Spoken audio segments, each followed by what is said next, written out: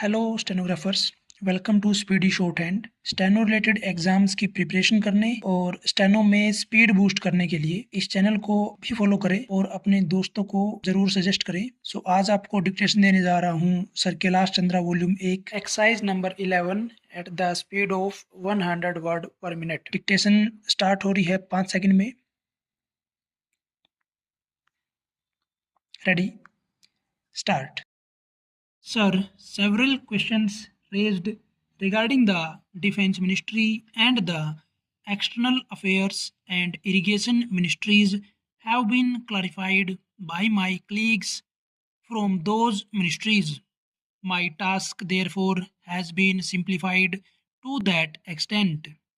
Before I go to the questions, financial and economic, raised by several honorable members, I should like to clarify one or two points which are more administrative than economic or financial.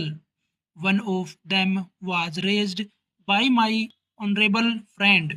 He raised the question about the recruitment by the assistant superintendents, departmental competitive examination, and particularly by the examination held in 1960.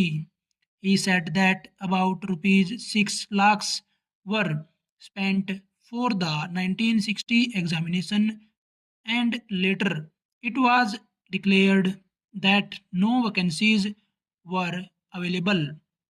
He therefore suggested that a definite procedure should be there and the examination should be held according to the vacancies declared in advance, and all persons who have qualified in that examination should be eligible for promotion or for appointment.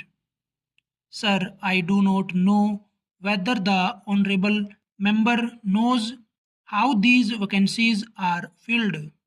He probably refers to the section officer's grade in the Central Secretariat Service. This is filled 50% by direct recruitment and 25% by departmental competitive examination open to the assistants. That is the next lower grade, and the rest 25% by promotion of the assistants on the basis of seniority subject to fitness. The examination, therefore, that he was referring to was a departmental competitive examination for filling 25% of the vacancies. It takes about 1 year for the Union Public Service Commission to declare the results of the examination from the time they take up the question of the examination. It is not therefore possible to declare the number of vacancies to be filled in from the very beginning. To declare them just when the results are out is more realistic, and that is what is done. Sir, if the examination is treated as qualifying examination, the number of persons who will thus become eligible for appointment will be quite unrelated to the number of vacancies to be filled in, and then the very situation which the honorable member wishes to avoid would arise. It would then be possible to hold any of the examinations at regular intervals, and promotions against this quota would become very fitful. The honorable member also suggested that the rules for recruitment and promotion, etc., should be uniform for all ministries, whether participating in the Central Secretariat Service Scheme or not. It must be, and this is so, except for the Ministry of External Affairs and the Railways. These have different rules, but these rules are very much similar and there is not much difference. But because these persons are recruited for different purposes and by different agencies, they are separate. Therefore, his purpose in saying that there should be uniformity is almost carried out. The only difference is that the Ministry of Home Affairs does not control the services in these two ministries. Then, sir, questions were raised about backward areas and the backward states and also about the city of Calcutta.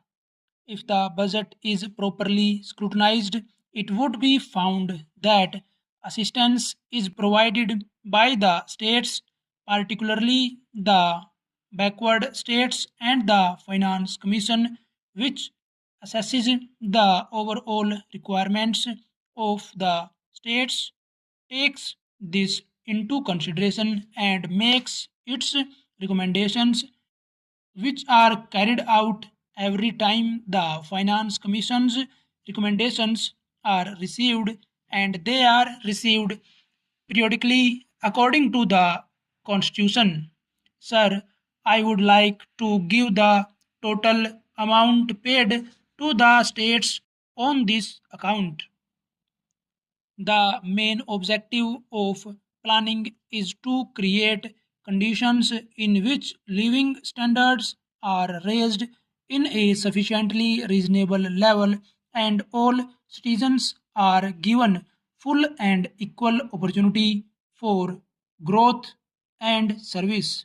The plans seek to provide a balanced emphasis on increase in production and employment. The development plans are thus accepted as the means for ensuring equitable development in the field of social services. There is no reason to suppose that the needs of the less fortunate or prosperous states are being neglected. But it would not be proper to expect that all these differences could be wiped out now immediately. It must be seen whether we are going towards that very end or